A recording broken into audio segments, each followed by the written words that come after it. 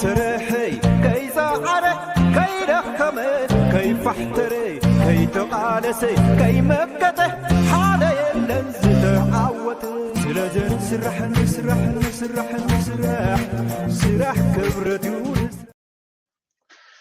سلام تخطات التنايس channel كما يتخونوا تبوكت كونوا ناي وتر تمنيتان بحقنانيو لو ممكن وتروا قداسن وانا وانتحستوتات هزنا لكم متينا لنا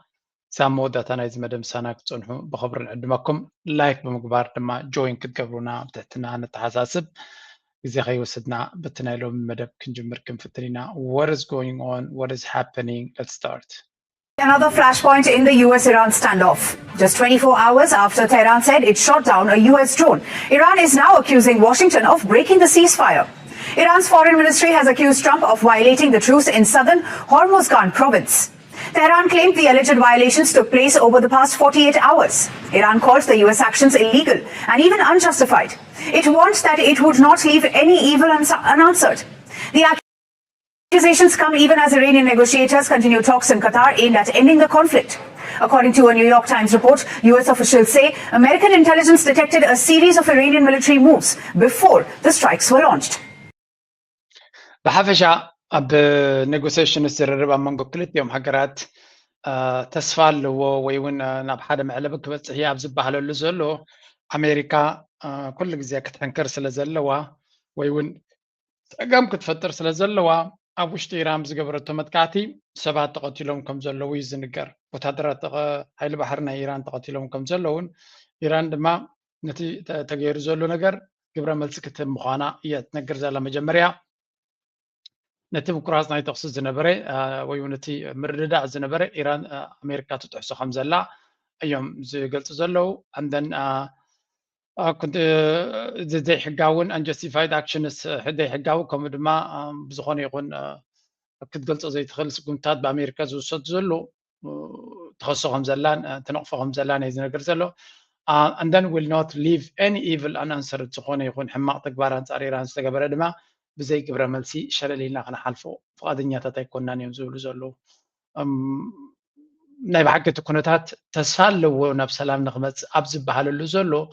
they really are making things very difficult. أمريكا نتنقرات دونالد ترامب تكوينات كود على يدلهم زلو كل سفليت له everybody knows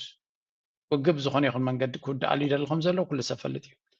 the problem is كود على كان على لغة كم يجري وداك نتقبر نقر مسحتارقنا له جزي تكوينات كود زيد الحيل قنا له إسرائيل زبحال تكوينات كود አይደልን አሉ ጥራይዴ ኮነስ ከም በሐድሽ ናብ ኩናት ተኣቱ ይዝደል ዘሎ በተደጋጋሚ ከም በሐድሽ ነቲ ጀመርና ያክን ውድኦ ለና ዝብል እስራኤል ከምኡ ድማ እቶም ደገፍቲ ናታ በአሜሪካ ዘሎ ኣብቲ ፖለቲካ ናይ ኣሜሪካ ንዑ እዮም ዘስምዑ ዘለዉ ምናልባት እቲ ዝግበር ዘሎ ፈተ ኩነታት ካበይ ክብገስ ከም ዝኽእል ንምግማቱ ከቢድ ኣይመስለንን ብዝኾነ ኢራን ንኩሉ ኩነታት ድልዋት ኢና ዘለና እዮም ዝብሉ ዘለዉ ሰላም ተይልኩም ሰላም بحيلي تيكون لما بحيلي بخلو من قد دلوات لنا زمس زربان سمع لنا أمريكا لما برقت نتكون تاتتي زنك ساقص لنرزنا برناينا سقوم توسيدنا أزخونا قال ملايب للو بزون سمعوهم Self-defense strikes in southern Iran, targeting missile launch sites and Iranian boats attempting to emplace mines. A senior U.S. official told Fox News 2 Iranian boats were spotted laying mines in the strait, and U.S. forces also responded to an Iranian missile site targeting U.S. warplanes. Here is Secretary of State Marco Rubio on where things stand. بحفشا كم تري ودلهم اتزولوا وزلوا كلت جلابو فنجخ تخلاز خدا زنبرا إلهم زت أرطر ونينا حريمنا يبلو كم دما ناي ميسايل بوتا حجسي أنت هاي ملكتك أنا خنا ميسايل بوتا دعر سلام تدل الله هم كراس ناي تقصي فينا تتوكتبل تدل الله ناي ميسايل بوتا زبل كايو أنت أخذ جبرا بوتا كوير كمت قاعد تكبر again these are all part of نتكوينات نمسفح ساكن دي بلان كم زلو بزو كل زبلو زلو أمريكا ولاون يزبلكم نتديل زدلي وديل تواهبهم فريما متحرقيدا تمليسون وقاي كفتون يوم كتبل أزي كبيدي أبيران تمليسون كناتا كفتون يوم كتبل فتيم كا بغالي لكتب لا تقول نقرا يكون and this is also the dilemma ويكاتي كبدنا إيران زلوا بزي قد سنتاي جيروم تمليسون كم تصوم كم زخولي فلتيو that's why ሓይሊ ክህልዎም ጥራይ ዘለዎም ብሓይሊ ጥራዮም በዚያ ጉዳይ ካብዚያ ጉዳይ እዚያ ክወፁ ዝኽእሉ ኣብዚ እውን ፅቡቅ ገይሮም ክገልፅዎ ከለዉ ስምዑ Of the weekend right here is this choke point in the Strait of Hormuz. It has been a major sense of tension, not just for the region, but literally for the world thus far. So here's what happened over the weekend. And just recently, as of like 2 days ago, Iran says that they want the jurisdiction and they'll split it with Oman. ብሓፈሻ ከም ትሪእዎ ዘለዎም ካብቲ ዝገልፆ ዘሎ ጥራይ እንተሪኢኹም ነቲ ኢራን ኣተኣታትያቱ ዘላ ሓድሽ ማፕ ናይቲ ወሽመጥ ሕርሙዝ ተቐቢሎም ንዑ እዮም ፕሬዚደንት ዝገብሩ ዘለዉ ስለዚ ኢራንያን ኦቨርሳይት on May 4th ይብልለው ቅድሚኡ ዝነበረን ሕጂ ዘለዎን areas under Iranian oversight on May 21 ክብሉ ከለዉ እቲ ከመይ ኣስፊሖሞ ከም ዘለዉ እዩ ዝነገር ዘሎ ስለዚ ኢራን ጠቕላላ ቁፅፅር ናይቲ ቦታቲ ሒዛ ከም ዘላን ዕም ዝበለ ተሓጎም ዝመስል ከዓ ስለ ዝኾነ ብዙሕ ተዛሪቦምሉ እዮም እዚ ጉዳይ እዚ ቅድሚ ሕጂ እውን ግን what can you do እንታይ ክትገብር ትኽእል ትሕቶ ኣሜሪካ ኣቕምታታ ስለትመዝን ዘላ ክትገብሮ ትኽእል ነገር ከምዘየለ ስለ ዝፈለጡ ኣብዚያ ጉዳይ እዚያ ጎሲሞም ማተም ጥራይ ክብሉ ኢና ንርኢ ዘለና If Oman agrees to it, but the Iranians want to control it. So this is the asserted oversight area, okay? Everything you see here in pink, this is a large area, okay? Previously, the Iranians really just claimed that northern section of the strait where you see a few islands on the Iranian side of the body of water. But they want all this now. They want to control it. So that's going to be a major source of discussion. Now, with regard to the ከም ትሪእዎ ዘለኹም ብዙሕ ቦታ ተቆፃፂሮም ከም ዘለዉ እዩ ዝዛረብ ኩሉ እዚ ቦታታት እዚ ኢራን ተቆፃፂሮም ነቲ ወሽመጥ ሕርሙዝ ሙሉእ ብምሉእ ኣብ ኢዶም እትዮም ኣለዉ ካብ ቁፅፅሮም ወፃኢ ንክትወፅእ ድማ ኣዝዩ ከቢድ እዩ ኣብዚ እዋን እዚ ኣብዚ ጉዳይ እዚ ድማ ተቐንዲ ኢንተረስቲን ዝገብሩ ኣይጠቕስዎን እዮም ንሳቶም ነቲ ኢማራት ኣሽኪዓ ክትወፅእ ትፍትነሉ ዝነበረት ፉጀራ ዝበሃል እውን ለኩታቶ ምህላዊ እዩ that's a big step ኢማራት ወላ እኳ ብወሽመጥ ሕርሙዝ ተዓፅያ ቁጠባ ሕማቅ እንተነበረ በዚ መንገዲ ናይ ፉጀራ ጌራ ትሸጦ ዝነበረት ነዳዲ ይኹን ካልእ ምውፃእ ግን ካብ ካልኦት ሃገራት ዝሓሽኩ እየ ትብል ነይራ እያ ንዓዓ እውን ለኩቶም ምስ ገደፍዋ ሕጂ ብርግፅ እቲ ኩነታት ከቢድ ከም ዘሎ እዩ ዝፍለጥ ዝኾነ ከምዚ ንሪኦ ዘለና እቲ ኩነታት ኢራን ክሳዕ ክንደይ ኣብዚ ቦታ እዚ ከቢድ ሓይልን ዓቕምን ትጥቀም ከም ዘላ ጥራይካ ክትግምት ትኽእል the next move ነዚ ንምኽፋት እንታይ ክገብሩ ይኽእሉ ወይ እውን እቲ ዝግበር ዘሎ ሰላም ድማ ካብዚ ዝብገስ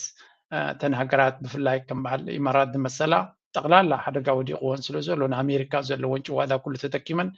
do something of the strait where you see a few islands on the Iranian side of the body of water. But they want all this now. They want to control it. So that's going to be a major source of discussion. Now, with regard to the military action from over the weekend, here's what happened. The United States military noticed that there were 2 IRGC boats that were laying mines in the water. Those 2 boats were taken out. In response, the Iranians fired surface-to-air missiles. They say they went after an F-35. Whether that's true or not, we do not know. But then the U.S. military went after those targets. And again, those targets were on this side of the water in the town of Bandar Abbas. What about the mining in the strait? So እንታይ ዝብል ዘሎ ብዛዕባ እቲ ደጋጥመ ናይ ጥቕሲ ልውውጥ ድማ እዩ ዝነግር ዘሎ መጀመርያ ኣብቲ ቀዳሞት ደሴታት ናይ ኢራን ክልተ ጀላቡ ኣሜሪካ ከም ዝሃረመት እዩ ዝነግር ዘሎ ኢራን ድማ ግብረ መልሲ ከም ዝሃበት ኣብ ነፈርቲ ናቶም ከምኡውን ድሮናቶም ከም ዝሃረመት ዝገልፅ እኳ እንተሎ ብዛዕባኡ ግን ዝተረጋገፀ ነገር ንፈልጦ የብልናን እዩ ዝብል ዘሎ ናይ ኢራን ክትፈልጥ ፀገም የብልካን ናይ ኣሜሪካ ናይ ሃገርካ ክትፈልጥ ግን ከቢድ እዩ ንዓኻ how is that even possible of course ናትካ ክኸውን ከሎ ክትሓብጥ ስለ ዘለካ ክትፈልጥ ኣይትኽእልኒ ኢኻ ናይ ጓና ክኸውን ከሎ ግን ፕሮፓጋንዳ ስለ ዝኾነልካ ክትፈልጦን ክትዛረበሉን ፀገም የብልካን ዝኾነ እቲ ኩነታት ወላ እኳ ናይ ሰላም መስርዒ ይኸይድ ኣሎ እንተበሉ ኸ ኣብ ከምዚ ኩነታት ንሰላም ንኽትከይድ እውን ቀሊል ከም ዘይኮነ ንምግማቱ ከቢድ ኣይኮነን ኢራን ናይ ብሓቂ ምዝ ሃገር እዚኣ ዘለዋ ፀገም ኣዝዩ ክብድ ዝበለ ምዃኑን እቲ ምንቅስቃሳት ናበይ ገፁ ክኸይድ ከም ዝኽእል ኩልና ክንግምቶ ንኽእል ነገራት ኣሎ እስከ ድሓን what is their next move going to be እንታይ እዮም ክገብሩ እቲ ዝቕፅል መደብ ናቶም ናበይ ገፆም እዮም ክኸዱ ንዝብል እስከ ሓንቲ ኣብዚኣ ከርእየኩም ክፍትን እቲ ኣናሊሲስ ናይቲ ጉዳይ Again, he's escalated the West Asia crisis once more.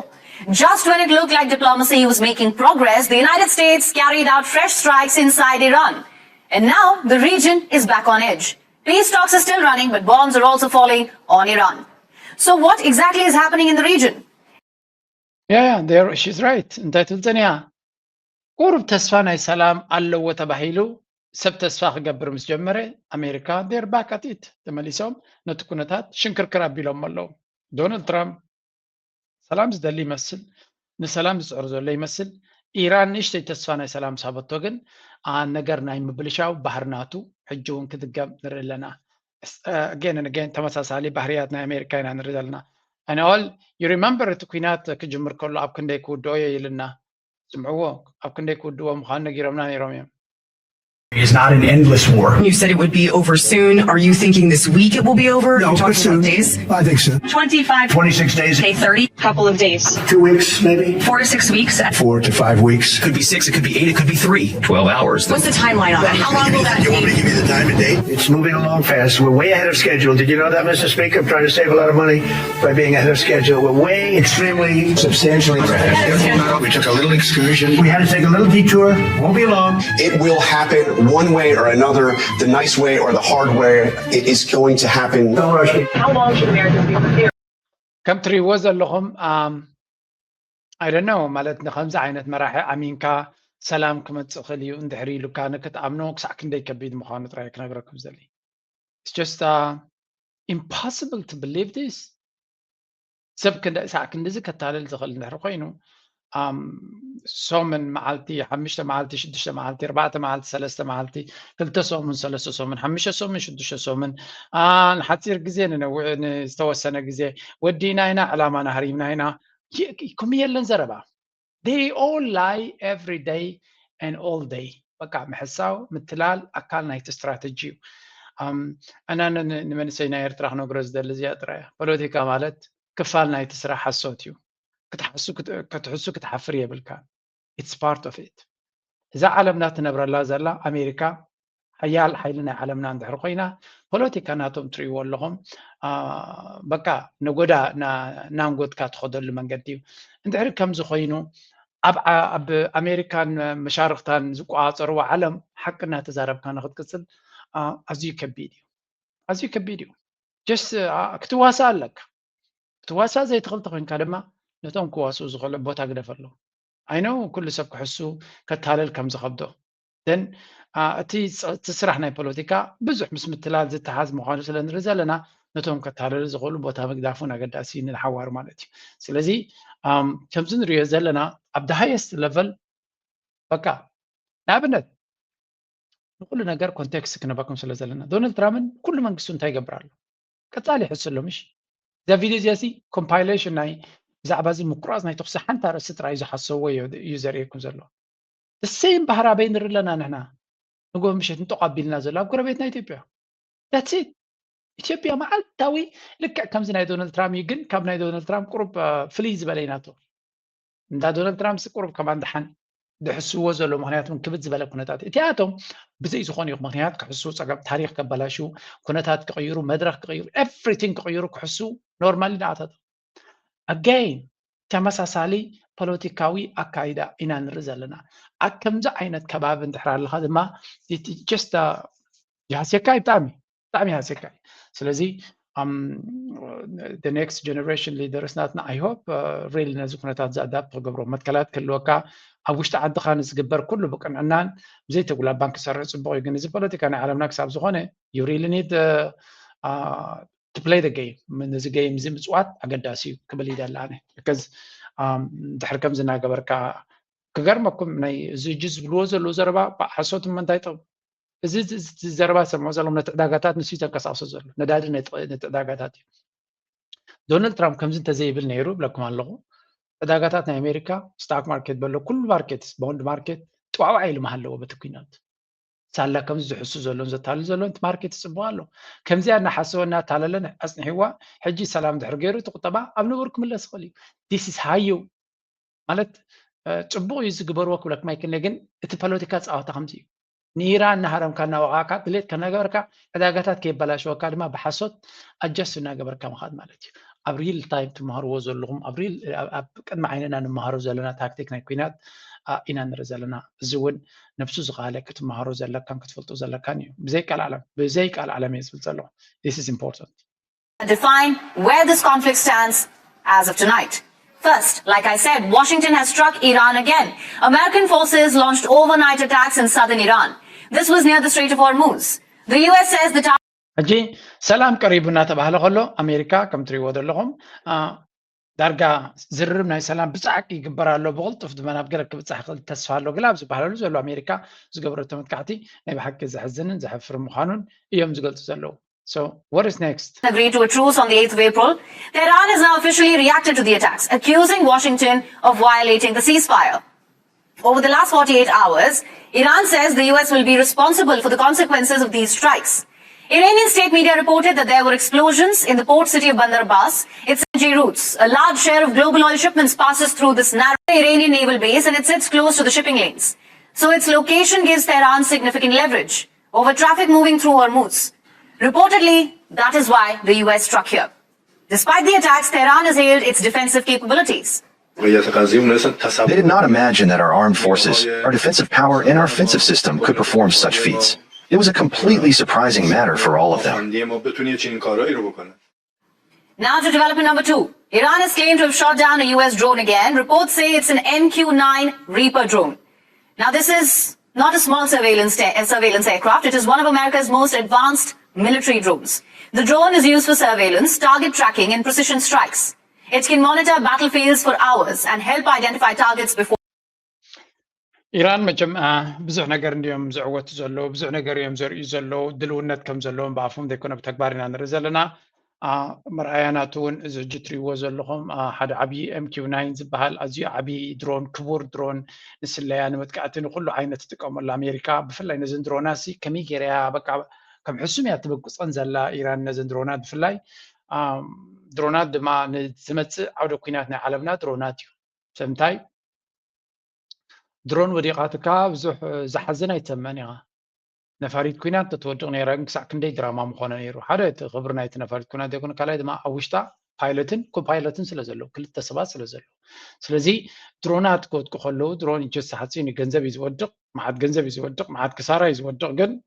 ናይ ብሓቂ ኣብ እቲ ዓውደ ኩናት ኣብ ድሮናት ክዘብል ስለ ዝኾነ ንድሮናት ነዘን ኣዝየን ክቡራትን ረቂቕ ቴክኖሎጂ ዘለወን ዝበሃላ ዝረቐቐ ማለት እዩ ስለምንታይ ዝረቐቐ ንብል ኣለና ኣብ ዓለም እቲ ዝረቐቐን ዝበለፀን ቺፕስ እቲ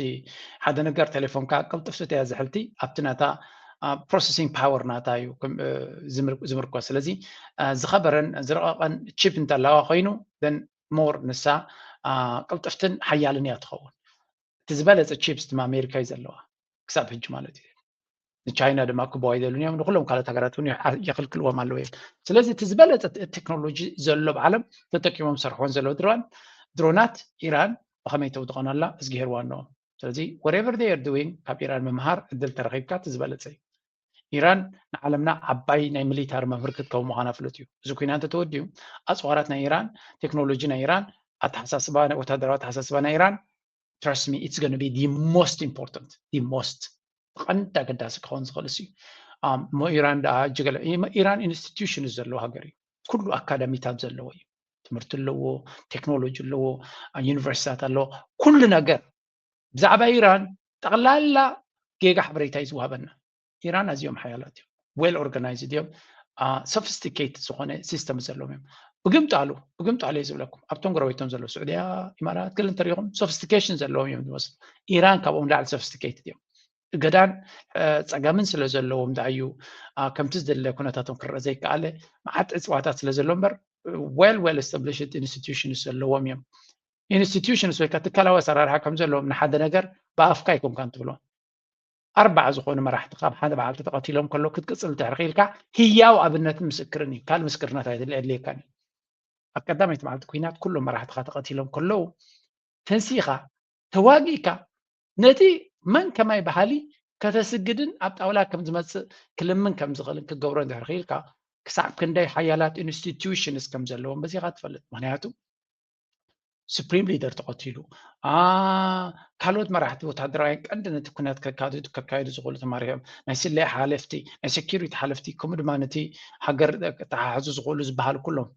ነዚኦም ኩሎም ተቐቲሎም ኢልካ ከለዉ ኣንዳን ከም ብሓድሽ ትንሲኻ ተዋጊእካ ቦታኻ ከተውሕስ ረብሓኻ ከተውሕስ ንኣሜሪካ ድማ ኣብ መንቀራቕሮ ክትእትዋ ምኽኣል ኣነ መቸም ብዙሕ ግዜ ተደግመ ኢኻ ይብሉኒ ግን ብዙሕ ግዜ ክድገም ዘለዎ ታሪካዊ ፍፃመ ኮይኑ ስለ ዝስምዓኒ ንዑ ብዝኾነ ይኹን መንገዲ ከተናእሰ ይትኽእልና attacks. The drone reportedly cost over $30 million. Tehran claims the drone entered Iranian airspace before it was shot down. It also claims it fired at another US surveillance drone and even on an F-35 stealth fighter jet. Washington is yet to confirm this, but the message from Tehran is very clear. America cannot get away without losses, and its stance is only hardening. Iran's Supreme Leader Mojtaba Khamenei has now issued a direct warning. What is certain in this regard is that the clock cannot be turned back. ብሓፈሻ እንታይ እዮም ዝብሉ ዘለዉ ኢራናውያን ካብ ሕጂ ንድሓር ኣሜሪካ ኣብ ከባቢና መፅያ ክትገብሮ እትፍትኑ ዕንደራታት ብዘይግብረ መልሲ ስቑኢልና ክንሪኦ ንኽእል ኢና ክሊ ኣየርና ኣብ ክሊ ማያትና ዝኾነ ይኹን ናይ ኣሜሪካ ምንቅስቓስ ብፍፁም ክንገብሮ ኣይንኽእል ኢና እዮም ዝብሉ ዘለዉ ፕሮቭስ እቲ ብኣፎም ዝብልዎ ዘለውን ብተግባር ዘርእይዎ ዘለውን ድማ ዝመላላእን ዝተሓሓዙን ኮይኑ ዘሎ ሱፕሪም ሊደር ሙጅተባ ኸመኔ ድማ እንታይ ይብላ ኣሎ ወደ ሰርተን ትርግፀኛ ኮይና ክንፈልጦ ንኽእል ኣብዚ ድማ ኣብዚ እዋን እዚ ይብላ ኣሎ ኮኦፐሬሽን ኦፍ ኢስላሚክ ካንትሪስ is that the clock cannot be turned back and the nations and lands of the region will no longer be shielded for American bases. ብሓፈሻ ነዚ ወሽመጥ ሕርሙዝ ስለምንታይ ይዓፅዎ ኣለዉ ኢራን ክብልኹም ከለዉ ሓንቲ ነገር ኣላ ኣብ ብዙሕ ነገር ዘይጠቕስኹም ዘይጠቕስዋ ኣነ ግን ከብርሃልኩም ዝደሊ that is if you see this እዚኣ ስእሊ የርእየኩም ዘኒአ እንታይ ይገብሩ ኣለዉ ኣብዚ እቲ ወሽመጥ ሕርሙዝ እንድሕር ኣፅዮሞ ወይ ለትሰይ ኣብዚ ከምዚ ገይሮም ኬላ ገይሮም ኣለዎ ንብሎ ዘለና ንምንታይ ይጠቕሞም ኣሎ ንግዲ ተዓፅዩ ሎ ገለ ኮይኑ ኣሎ የስ ፀገም እዩ ብዓብዩ ነዚ ወሽመጥ ሕርሙዝ ብፍፁም ክፉት ንኣሜሪካ ክገብርዎ ዘይደልዩ ዘለዉ ምክንያት ኣሎ ስለምንታይ ነቲ ኩሉ ዓንዩ ዘሎ በይዛት ናቶም ብመራኽብ መፂኦም እዮም ክፅግንዎ ብመራኽብ ከይኣቱ ኣሜሪካ ወታደራዊ ዓቕምናታ ብዝኾነ ይኹን መንገዲ ናብቲ ቦታታት እቲ ብመራኽብ ክትእቱ ከፍ ክድሉ ኣይደልን እዮም ዘለዉ መርከብ ኩናት ናይ ኣሜሪካ ኣብዚ ቦታ እዚ ከምዚ ኣቱ ክገብሩ እዮም ደልዮም ዘለዉ እዚ ማለት እንታይ ማለት እዩ እቲ በይዛት እቲ ክፅግንዎ እንተኮይኖም ብነፈርቲ መፂኦም እዮም which is very difficult ስለዚ ብመራኽብ መፂኦም ሓይሊ ባሕሪ ኣትዩ ኣብኡ ዝግባእ እናገበረ ከብሎ ዝኽእል ብባሕሪ እቲ ምንቅስቓስ ቀንዲ ብመራኽብ እቲ ቀንዲ ሎጂስቲክስ ዝንቀሳቐስ ስለዚ በዚ ዝኾነ ይኹን ኣይሓልፍን እዩ ናይ ኣሜሪካ መራኽብ ኩናት ድማ ብፍፁም ኣይሓልፍን እዮም ክብሉ ከለዉ ነቲ ተመሊሱ ኣሜሪካ ወታደራዊ ዓቕምናቱ ንክሕይል ክገብሮ ዝኽእል ንምዕንቃፅ ኣፀቢቑ ዝጠቕሞም ነገር ስለ ዝኾነ እዮም ዝገብርዎ ዘለዉ ስለዚ እዚ ኩሉ ንሪኦ ዘለና ታክቲክስ ኢትስ ጎነ ቢ ብጣዕሚ ኣገዳሲ ክኸውን እዩ ንኢራን ድማ ንኣሜሪካ ከመይ ጌርካ ቀርቂርካ ቀርቀብ ኣቢልካ ትሕዛ ፅቡቅ ገይሮም ተረዲኦም ኣለዉ that's why ድማ እቲ ዝቕፅልዎ ዘለዉ ኩነታት ንኣሜሪካ ተመሊሳ ከም ናይ ቀደም ጭዋዳታት ገቲራ ማዓስከራታ ሕይላ ናባና ክትቅፅል እያ ድሌታ ክትገብር እያ ክበሃል ኣይክእልን እዩ ካብኡ ቀፂልካ እውን ናይ ኣሜሪካ በይዛት ከምቲ ዝደለካ ዓቢ እንተዘይክኢሉ እተን ጎረባብቲ ሃገራት ኣብ ልዕሊ ኢራን ዘለወን ኣጠማምታ ንክቕይራ በፍንጫ ፈትየ እንተይኮነ በፍንጫ ኣሜሪካ በይዝ ስለ ዘለዎም እዮም ፈንጠራዕራ ዓብሉ ነይሮም ኣንፃር ኢራን but that's not gonna work now እቲ ኣሜሪካ ንባዕሉ ንኢራን ሬስፔክት ክባ ክጅምር እዩ ስለዚ ኣብ ኢማራት ኮንካ ወይ ኣብ ገለ ኮንካ ኣንፃር ኢራን ፈንጣሕጣሕ ምባል ካሊእ ክኸውን ሓንቲ ድማ ብዙሕ ዝዛረቡላ ዘለዉ እስራኤል ናብዚ ስምምዕ ዝግበር ዘሎ እንታይ ክትገብር እያ ትደሊ ዘላ ካብቲ ስምምዕ ኢራንን ኣሜሪካን ዝገብርዎ ዘለዉ ንሳ ክትወፅእ ንሳ ኣብ ሊባኖስ ዲ ኣብ ሕዝብላ ትገብሮ ነገር ወይ እውን ኣብ ቀዛ ትገብሮ ነገር በዚ ስምምዕ ናይ ኣሜሪካን ኢራንን ክቕየድ ኣይደልን እየ እያ ትብል ዘላ ኢራን ድማ ግድን ክቕየዱ ኣለዎም ይብሉ ኣለዉ ግድን ክቕየዱ ኣለዎም ሕጂ መወዳእታ ድሕሪ እቲ ስምምዕ እስራኤል እውን ክትቅየድ ኣለዋ ተባሂላ ተሰማሚዓ ግን ክትጥሕሶ ጀሚራ ሽዑ ተጥሒሳ ከይዳ ስጉምቲ ክትወስድ ተጀሚራ ኣብ ሊባኖስ ኢራን እንታይ ክገብሩ እዮም ከም ግብረ መልሲ ንእስራኤል ኣይኮኑን ክሃርሙ ንኢማራት እዮም ክሃርሙ እዩ ዝበሃል ዘሎ ስለዚ ኩሉ እቲ እስራኤል ናብ ሊባኖስ ክትገብሮ ትኽእል ነገራት እስራኤል ኢራን ድማ ናብ ኢማራት ምክንያቱ ኢማራት መጋበርያ ናይ እስራኤል እያ ስለ ዝብሉ ዘለዉ ናብኦም ኢና ክንፈድም ምክንያቱ እቲ ሕዝብላ መሻርክቲ ናይ ኢራን ንዑ ክንቀትል ኣለና ስለ ዝብሉ ዘለዉ ደቂ እሳቶም ድማ ኢማራት መሻርክቲ ናይ እስራኤል ስለ ዝኾነ ሕኔና ኣብኡ ክንፈዲ ንኽእል ኢና ስለዚ ኢማራት ክትራም ተጀሚራ ድማ እስራኤል መንገዱ ክቕይር ክግደድ ትኽእል እዩ ዝብል ኣተሓሳስባ እዩ ዝዝረብ ዘሎ بحق زقرم دمايو نغطل That Iranian perspective is Professor Mohammad Marandi of the University of Tehran. Great to see you again, sir. Good to see you. Thank you very much for having me. Yeah, of course. So let's go ahead and put B1 up on the screen here, guys. So we've got a report, this one from the Financial Times, that some of Iran's top negotiators have traveled to Qatar amid intensified efforts to secure a deal. What is your sense of how real these negotiations are and how close we are to a potential end of this war? it's very difficult to say. ንፕሮፌሰር መሐመድ መራን ድዮም ዝሓትዎ ዘለዉ ተዛተይቲ ናይ ኢራን ንቀጠራት እዮም ከም ዘለዉ ፋይናንሻል ታይምስ ገሊጹ ነይሩ ከመይ ዝኸውን ዘሎ እዚ ጉዳይ ይብልዎ ኣለዉ ካብ ውሽጢ ኢራን እዩ ፕሮፌሰር መሐመድ መራን The negotiations in Qatar seem to be going well. That is for the potential transfer of Iranian assets that were confiscated by the Americans or blocked by the Americans. They want to make sure that the Iranians receive the assets if an agreement is signed. But the night before last, the United States they bombed 2 boats, killing 4 Iranian soldiers. And they were in Iranian waters, and there was no reason for them to carry out that assault. And that is raising a lot of questions in Tehran. And then we see Netanyahu, who is about to escalate, and he wants to carpet bomb cities in Lebanon again, which reminds us of the previous ceasefire after the 39 days of fighting, when there was a ceasefire between Iran and the United States. So بحتر زبالين نقول نطبطات التكسر لو كبيد إني مزياتهم سمع الكاخ تزارب كساب حجة تزرب دحين زخنا من قصاصات يرلو تسأقى من ريوز لناتهم لوغنات ناني قطر كيدهم دلو دمانة تتحقير زولو جنزبنا ويونتاعت يوم زولو جنزبنا نمملاس كزار بولو زخولو من قدنا مفتار سمعين تتغيروا تي أسد سناتنا جنزبنا ناكم لو سولو زخل من قدك فطار من تاني قتيلو كم توترن ريوز لنا እዚ ነገር እዚ ንኸይሰልጥ ብዙሕ እንቅፋት እንዲዝገጥም ዘጋጥም ዘሎ ኣብ ክልል ማያት ናይ ኢራን ዝነበሩ ክልተ ጀላቡ ናይ ኢራን ተሃሪሞም 4 ወታደራት ናይ ኢራን ተቐቲሎም ኣለዉ እዚ ነፍሱ ዝኻለ ፀገም ፈጢሩላ ብኢራን ምክንያቱ ምዝዮም ሰባት እዚኣቶም ከመይ ጌርካ ክሰርሕ ትኽእል ትብል እዩ ንዝበለት ተሓሳስባ መሊሱ ዘጋድድ እዩ ቀፂሉ እቲ ነተንያሁ ዝበሃል ኣብ ልዕሊ ሊባኖስ ክገብሮ ዝሓስብ ዘሎ ወይ ዝገብሮ ዘሎ ስጉምትታት ድማ ልክዕ ከምቲ ምቁራፅ ናይ ተቕሱም ዝገበርና ካርፐት ቦምቢንግ ወይ ከዓ ንኩሉ እቲ ህዝቢ ዓይኒ ብለይ ስንብለይ ኢሉ ነቲ ሊባኖስ ከም ሕሱም ዝደብደቦ ሕጂ እውን ከምኡ ክገብር ስለ ዝኽእል ነቲ ክግበር ዝግበር ዝርርብ ሓደጋ ክወጥቆ ከም ዝኽእል እዩ ዝንገር ዘሎ ስለዚ ኢራናውያን ወላ እኳ ብፅቡቅ ኣተሓሳስባ ተዘራሪብና ንቅድሚት ክንከይድ ንፍትን እንተለና ምስ ኣሜሪካ ግን ይከኣል ዶ ኣይከኣልን ክብድ ዝበለ ብፍላይ ነተንያሁ ዝበሃል ድማ ኣብቲ equation ድሕሪ ኣምፂኻ States, which included Lebanon. Back then he started to carpet bomb cities, and he killed hundreds of people within a few minutes in order to wreck the ceasefire. So the belief here is that there is an effort to undermine any potential deal between the two sides.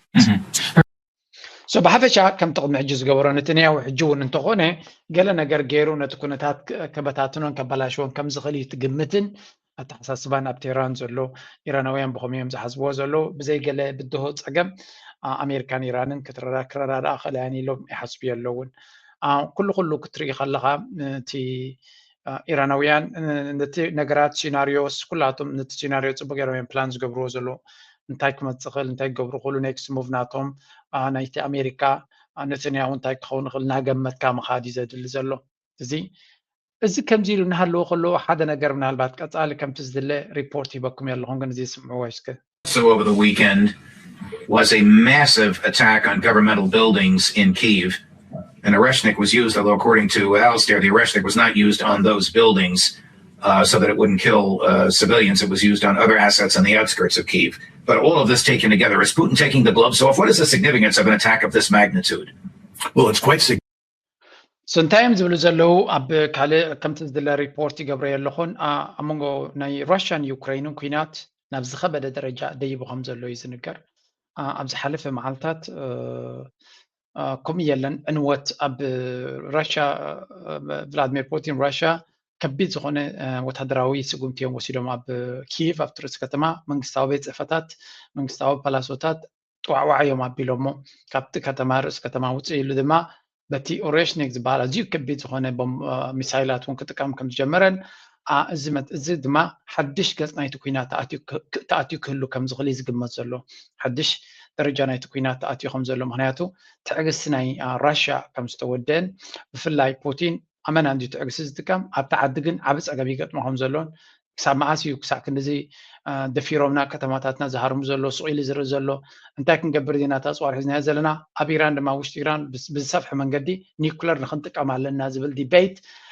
ናዕበይ መጽእ ከም ዘሎ እዮም ዝነግሩ ዘሎ It's quite significant because it does appear he's taking the gloves off. And the Russians have made it clear that the United States and other countries should get their diplomats out of Kyiv because that was just the first of what will be a string of attacks on Kyiv. It looks like he's going to really pound the infrastructure in Kyiv in serious ways that have not been done before. And I think this does reflect the fact he's taking the gloves off. And do you expect a European response? I don't mean verbally, I mean ሕጂ ወብርግፅ ቭላድሚር ፑቲንን ራሽያን ካብቲ ቅድሚ ሕጂ ዝኸድዎ ዝነበሩ ብዝበርትዕ መንገዲ ከተማታት ናይ ዩክሬን ከቢድ ዝኾነ መጥቃዕትታት ክገብሩ ጀሚሮም ከም ዘለውን ንኣሜሪካ ድማ ደው ኢሎም ብቐጣኒ ማርኮ ሩቢዮ ኣብ ህንዲ ከሎ ደው ኢሉ ከም ዝረኸቦን መጠንቀቕታ ናይ ኩናት ተዋሂብዎ ከም ዘሎን እንታይ ማለት እዩ ዝኾነ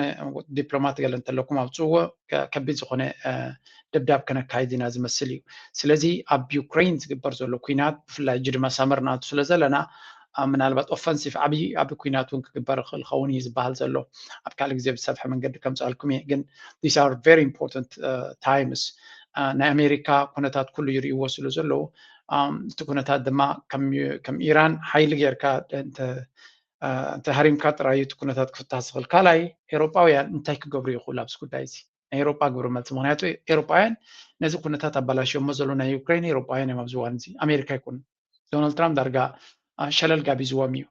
ኤውሮጳውያን ግን ድሮናት ባዕሎም ሰሪሖም ናብ ዩክሬን ይስርሕሉ እናበሉ ውሽጢ ራሻ ከተማታት ናይ ራሻ ዝሃርሙ ዘለዎ ሰብ እዮም ዝበሃል ዘሎ ስለዚ እዚ ጉዳይ እዚ ናበይ ክኸይድ ይኽእል ምስኦም ከ militarily. No, I think what the Europeans will do is they will try to increase the number and the quality of the drones that they give to Ukraine and go to considerable lengths to facilitate more Ukrainian attacks on Russia with those drones. I mean, I think what has in good part prompted this attack by the Russians on Kyiv and the threat of more attacks on Kyiv is the fact that the Ukrainians have been launching more and more drone attacks on the Russians, and the Russians are reaching a point where they believe they've just had enough and it's time to retaliate and do everything they can to put an end to this. So is the possession of ሕጂ እንታተቕፅል ሕቶ ኣዝያ ኣገዳሲት እንዲያ ምዝጃብ ኢራን ዝግበር ዘሎ ዘረባ እዛ ቅድሚት ግን ኤውሮጳውያን እንታይ ይገብሩ ኣለዉ ብኣፎም ድዮም ትሕግዙ ዘሎ ወላ ብተግባር እውን ዝብል ያ ብተግባር ብዙሕ ድሮናት ርሑቕ መንገዲ ክኸዳ ዝኽእላ ኣብ ርሑቕ ከይደን ኣብ ውሽጢ ራሽያ ብዙሕ ዕንወት ክገብራ ዝኽእላ ድሮናት ይህብዎ ስለ ዘለዎ እቲ ዩክሬን ንዑ እናተጠቀመ ኣብቲ ዓውደ ኩናት ዘይኮነ ኣብ ውሽጢ ራሽያ ብዝገብሮ ዘሎ መጥቃዕትታት ነቲ ናይ ራሻ ሕርቃንን ትዕግስትን ይውድእ ከም ዘሎን ኣብዚ እዋን እዚ ድማ ራሻ ከቢድ ዝኾነ ስጉምትታት ኣብ ከተማታት ብፍላይ ኣብቲ ናይ መንግስታዊ ኢንፍራስትራክቸር ኦፊሳት ማለት እዩ ትሃርም ከም ዘላን ኣብ ካልእ ኢንተርቪው ሓደ ናይ ስለያ ላሪ ዝበሃል ናይ ስለያ ናይ ኣሜሪካ ዝነበረ ክዛረብ ከሎ ሰሚዐዮም መብዛሕትኡ ትዝረብ ዘሎ ስለያታት ናይ እስራኤል ናይ ዩክሬን ዝቕመጠሉ ወታደራዊ ፕላኒንግ ዝግበረሉ ብዙሕ ነገራት ዝግበረሉ ዝነበረ ገዛውትን ኦፊሳትን እዩ ንዑዮም ሓበሬታ ሒዞም ዝሃርምዎ ዘለው እቲ ምህራም ድማ ብከምኡ መልክዕ ኣብ ውሽጢ ዩክሬን ክቕፅል ከም ዝኽእል እዮም ዝነግሩ ዘለው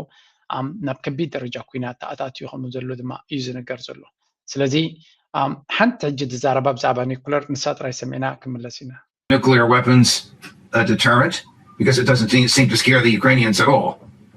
No, it doesn't. I mean, the fact is that for a long time now, the Ukrainians have felt free to attack the Russian homeland with missiles and with drones. And you want to remember that in August of 2024, Ukraine actually invaded Mother Russia. This is quite remarkable. And that invasion was done with help from the British and from the Americans. Is that when they took that little landlocked province, Kaliningrad? Is that what you're talking about? No, he's talking about Kursk. Kursk. This was the Kursk offensive. Right, and it took the Russians a while to get them out. It did. ሕጂ እንታይ እዮም ዝብሉ ዘለዉ ኣብዚ ኒኩለርቲ እቲ ኣልቲሜት ዴተረንስ ወይ ከዓ ዝኾነ ነገር ከይትትንከፍ ዝኽልክለልካ ሓይልን ዓቕሚ እንተሎ ወታደራዊ ዓቕሚ ኒኩለር እዩ ዝበሃል ሕጂ ኣብ ጉዳይ ናይ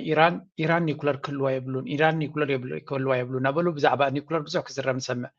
ራሻ ብዓለም ትዝበፅሐ ኒኩለራዊ ኣፅዋር ዘለዋ እያ ኢራን እቶም መኒኻ ትብሎም ዩክሬንስ ስለምንታይ ካብቲ ኒኩለር ናይ ኢራን ዘይፈርሁ ኢሉ ጠቕላላሲ ከም ድሌቶም ይደፍርዎ ኣለዉ ኩሉ ዓይነት ቀይሕ መስመር ናይ ፑቲን ናይ ራሻን ይሰግርዎ ኣለዉ ስለምንታይ እዮም ካብ ኒኩለር ዘይፈርሁ ዝብል እወ ናይ ብሓቂ ዝፈርሁ ይመስሉን እዮም ዘለዉ እቲ ፀገም ድማ ኣገይን ካብ ኤውሮጳ ዝመፀ እዩ ነቶም ዩክሬናውያን ድሌትኩም ግበሩ ኣሜሪካ ስለዝበሃሉ ዘለዉ እዩ እምበር ኣብዚ እዋን እዚ ብብዙሕ ፀቕጢ ናብ ፑቲን ይመፅእ ከም ዘሎ ናብ ራሽያ ኒውክለር ክጥቀሙ ከም ዘለዎም ኣብ ዩክሬን ጥራይ ዘይኮነስ ኣብ ገለ ክፋል ናይ ኤውሮጳ ክጥቀሙ ከም ዘለዎም ነቶም ኤውሮጳውያን ዝገብርዎ ዘሎ ሓገዝ ሓደ ፅቡቅ ዝኾነ መረዳእታ ክወሃቦም ክኽእል ኣለዎ ዝብል ዲቤት እናዓበየ ይመፁ ከም ዘሎ እዩ ዝነግሩ ኣብዚ ስለዚ ኩነታት ክሳዕ ክንደይ ከቢድ ኮይኑ ከም ዘሎ ኣብ መንጎ ራሽያን ዩክሬንን ብኡ መንፅር ድማ ዳርጋ ኣብ መንጎ ራሽያን ዩክሬን ጥራይ ዘይኮነስ ራሽያ ናብ ኤውሮጳ ተደጋጋሚ ፅንዕ ዝበለ መጠንቀቅታታት ተመሓላልፍ ኣላ ሓደ መዓልቲ ናይ ኢራን ጥራይ እናጠመትና ሕማቅ ከይንሰምዕ ከማ ናብዚ ኤውሮጳ ብዙሕ ስጋት እዩ ዘለኒ ግን ነዊሕ እዋን ስለዝገበርናዮ ነቲ ሚድያ ድማ ብዙሕ ቁፅር ስለዘለዎም ኤውሮጳ ብዙሕቲ ኣርእስቲ ከምቲ ዝድለ ከምቲ ቀደም ንገብሮ ዝነበርና ክንገብር ኣይከኣልናን ብዝኾነ ክሳዕ ክንደይ ሴንሲቲቭ ከም ዘሎ እቲ ናይ ጉዳይ ናይ ዩክሬን ራሽያን ድማ ምግማት የድሊ እቲ ዓለምና ብዙሕ ኣጨናቂ ነገራት ከም ዘለዎ ብዓብዩ ድማ እቲ ሚድያ ኣቴንሽን ናቱ ኣብ ጉዳይ ናይ ኢራን ስለ ዘሎ መብዛሕትኡ ሚድያታት ናይ ምዕራባዊ ዓለም ምስ እስራኤል ዝተሓሓዝ ምስ ኣይሁድ ዝተሓሓዝ ስለዝኾነ ንሳቶም ድማ ቀዳምነት ክወሃቦ ዝግባእ ኣርእስቲ ኩሉ ግዜ እዚ ኩነታት ናይ ራሽያ ናይ ኢራንን ኣሜሪካን እስራኤልን እዩ ስለዚ እስራኤል ከማን ካብቲ ዘረባና ወፀት እያ ኣውፅወን እስራኤል እዮም ዝብልዎም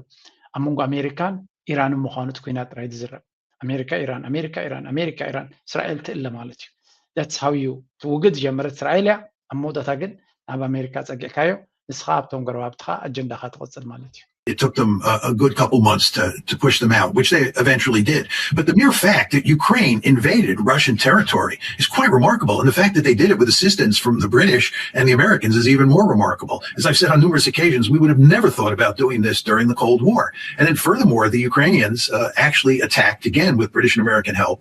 one leg of the strategic nuclear triad of the Russian inventory. They went after the bomber leg of the triad. And this was again unthinkable during the Cold War. And it just went to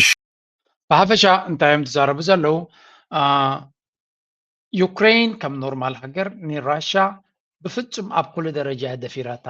ሕሉፍ ሓሊፋ መሬት ናታው ናብቲ ኩርስክ ዝበሃል ቦታ ወሪሮም ን2-3 ወርሒ ብሓገዝ ናይ እንግሊዝን ኣሜሪካን ናብቲ ቦታ ትከኣቱ ክኢሎም እዮም መሬት ናይ ራሽያ እውን ክሕዙ ክኢሎም እዮም ናይ ኒውክለር ኣገደስቲ ነፈርቲ ናቶም ክረማ ክኢለን ስለዚ ብዙሕ ቀይሕ መስመር ናይ ራሽያ ተጣሒሱ እዩ ኣብዚ ኩናት እዚ ክንገር ከሎ ስለዚ ራሽያ ናይ ብሓቂ ነቲ ኩናት በቲ ንሳቶም ዘለዎም ኣቕምታት ጥራይ ክጥቀሙ ብዘይምኻሎም ናይ ብሓቂ ዘገርምን ብዙሓት ድማ ከም ሓላፍነታዊ ሃገር እውን እዮም ዝብልዎም ወላ እኳ ምዕራባዊ ዓለም እዞም ሃገራት ኤውሮጳ ንራሽያ ወላ ሓንቲ ትርጉም ዘይብሎም ክገብርዎ እንተደለዩ እዚ ኩሉ ዓቕሚ እናሃለወካ ትዕግዝቲ ክትገብር ምኽኣል ኣዝዩ ኣገዳሲ ምዃኑ እዮም ዝነግሩ ዘለዉ There was this debate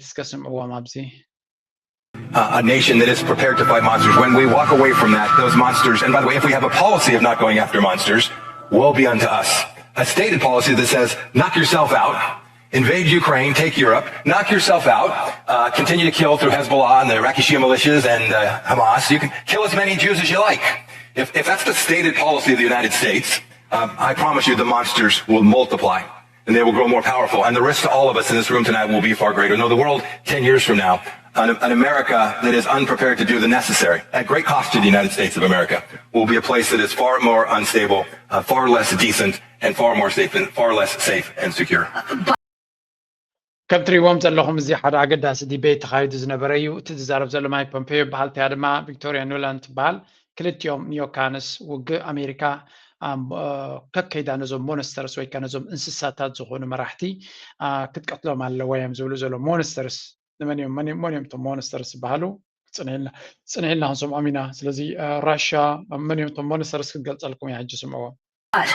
If we don't do it together, Americans and Canadians, our kids are not going to live in a world that is as secure and free and open as we have enjoyed. And not only that, we haven't even talked today about the fact that these monsters are working together far more than they have since the Cold War. So that's China, Russia, Iran, helping each other with technology, with weapons, with money, all of these kinds of things. We've got to break that axis and we've got to do it in our own interest. And that's going to require better leadership than my country is displaying right now. I want to get back to that. If you believe it. ሕጂ እንታይ ትብል ዘላ ሞንስተርስ ማለት ከምዚ ሕማቕ ቀታሊ ማለት እዩ ሞንስተር ብእንግሊሽ እንታይ ክብለኩም ወልስ ከትርጉምናቱ እቶም ናይ ትግርኛ ሊቃውንቲ ኣሕዋትናን ኣያታትናን የላ እስከ ኣስምዑና ሞንስተርስ ማለት በቃ ሓደ ሕልና ዘይብሉ ሕማቕ ነገር ዝገብር ትጥቀመሉ ነገር እዩ እጂ ንቻይና ንራሻ ንኢራን ሰለስቲኦም ሞንስተርስ እያ ትብሎም ዘላ ኣግዳ ሓቂ መን እዩ ሞንስተር ንፈልጥ ኣለና ኣብዘይ ዓዲ ኮይዱ ዝዘምት ዝሰርቕ ዝቐትል ዝጭፍጭፍ ሚልዮናት ሰባት ቀቲሉ ዝኾነ ይኹን ካሕሳ ክብል ዘይደሊ ንሱ እዩ ሞንስተር ዝበሃል ትርጉም ናይቲ ሞንስተር ተጋጊያ እንድያ ደላ እቶም ካልኦት ንኻሊእ ቀትሊ ኣለዉ ቻይና ንማንም ክትቀትል ትኸይድ የላን ትወፍር የላን ግን ሞንስተር በዓሉ ንኻሉ ሓባል በልያ ከይተቐድመክ እንድዩ እጂ ከመይ ገይሮም ክምልሱላ እዮም ትመልሲ ክንሰሚና Concept of sovereign order and the UN Charter. I want to get back to that. If you believe in the rules-based order and the UN Charter, it's important to understand that sitting at the heart of that order is the concept of sovereignty. And sovereignty basically says that every state on the planet has the right to determine its own foreign policy and its own domestic policy. And sovereignty is a very important concept in good part because it's designed to prevent interstate conflict. It's designed to prevent one country from interfering in the politics of another country because that country's politics are supposed to be sacrosanct. So when we talk about going around the world and slaying monsters, what we're really talking about is violating the sovereignty of other countries. Basically, what crusaders like Mike and Toria believe is that the United States has the right and the responsibility to violate the sovereignty of other states when it sees fit, number one. And number two, that we have the capability. ቦይ እዚኣ ገዳሲ ዘረባያ that's why ድማ ነቶም ትሰምዑ ነዊሕ ኣስሚዐኩም ዘለኹ እንታይ እዮም ዝብሎም ዘሎ ንሕና ነቶም ሞንስተርስ ኣብ ዘለዎ ኸይድና እናቐተልና መጻኢ ናይ ኣሜሪካ ናይ ሕብረተሰብ ንሂወት ንኽቐልል ክንገብር ኢና እዮም ዝብሉ ፀኒሖም እዞም ሞንስተርስ እናተሓባበሩ ንዓለምና ዘብፅብፁ ዘለዉ ንኣታቶም ኣሜሪካ ኸይዳ ስለይን ክትቀትሎም ክትክእል ኣለዋ ዲሞክራስን ሰላምን ድማ ከተስፍን ኣለዋ ገለ እናበሉ እዮም ዛረቡ ፀኒሖም ሽዑ እንታይ እስከ ኢልዋ መጀመርያ እቲ ሩልስ ቤዝድ ሲስተም ትብልዎ ወይ እውን ብሕጊ ዝኸይድ ሲስተም ኣሜሪካ ትመርሖ ሩልስ ቤዝድ ሲስተም ብዙሕ ግዜ እዮም ዝብሉ እንድሕሪ እቲ ሩልስ ቤዝድ ሲስተም መጀመርያ ኣብ ምንታይ ዝምርኮስ እቲ ሩልስ ናቱ እንድሕሪ ኢልካ ኣብ ሶቨሬኒቲ ኣብ ልኡላውነት ናይ ሃገራት ስለዚ ብመሰረት ናይ ዩኤን ይኹን ናይ ካልኦት ሕብረት ኣፍሪካ ይኹን ካልኦት ሃገራት ልኡላውያን እየን ልኡላውያን ሃገራት ድማ ውሽጣዊ ጉዳየን ይኹን ናይ ወፃኢ ፖሊስናተን ንዓኒ ዝምልከት ማንም ሰብ ኣብ ውሽጣዊ ጉዳይናተን ክኣቱ የብሉን እዩ ዝብል እቲ ሕጊ ስለዚ እቲ ሕጊ ተውፅኦ መብዛሕትኡ ግዜ ብዩኤን ደረጃ ንልኡላውያን ሃገራት ዝውክል እዩ እዘን ሃገራት እዚኣተን ድማ ኣብ ውሽጢ ዓደን ብኸመይ ይመሓደራ ንዕን ዝምልከት እዩ ጽቡቕ ዲ ሕማቕ ንዕን ዝምልከት እዩ ስለዚ ኣሜሪካ ብናይ መን መሰልያ ነዞም ሕማቓት ሃገራት ወይ ሞንስተራት እናበለት ኣትያ ኣብኡ ክትቅይር ትሓስብ ዘላ መን ዝሃባ ስልጣን ይብል ኣሎ ሓደ ካልኣይ ድማ ንዑ ክንገብር ክዓቕሚ ኣለና ድዩ እቲ ታሪክ ተመልኪትና ኣብ መብዛሕትኡ ፈሺልና ኢና ንወፅእ ነተግብሮ ነገር የለን ኣፍጋኒስታን ህያው ኣብነት ይብሎም ሊብያ ህያው ኣብነት ይብሎም ኣብ ካልእ እውን ተመሳሳሊ ሕጂ እውን ኣብ ኢራን ህያው ኣብነት ተሳዒርና ኢና ንወፅእ ዘለና እዩ ዝብሎም ስለዚ እቲ ዝግበር ኣካይዳ ክሳዕ ክንደይ ፈንጠዝያ ምዃኑን ካብ ክውንነት ዝረሓቐ ምዃኑን ክሳዕ ክንደይ ዕንወት ዘስዕብ ዘሎ ጉዳይ ምዃኑን እዩ ዝነግሮም ዘሎ this was ሓደ ካብቲ ዓብይ ኣገዳስን ዲቤት ዝነበረ ምዃኑ እዩ ዝንገር in return to an area of freedom of navigation. And then the rest of it is very complicated, as we have seen over many, many weeks, and even prior to conflict operations, dealing with nuclear issues, dismantling, getting rid of the enrichment that it has, and also pushing back on ballistic missile development and support for proxies. Complete coverage on this situation in Iran. Former ብሓፈሻ ከም ትሪእዎ ዘለኹም ኩላታ ናይ ፎክስ ሚድያ ዘላ ኤክስፐርት ከምኡውን እታ ምስ እስራኤል ትፅጋጋእ ዘላ ነቲ ስምምዕ ዋላ እኳ ዶናልድ ትራምፕ ክገብሮ ድሌት ዘለዎ ይመስል እንተሎ ኣነ ካብ ዝሰምዖ ዘለኹ ዝተፈላለየ ሓበሬታ እስራኤል ብብዙሕ ቅሬታታት ከም ዘለዋን ኣብ ሓደ ድማ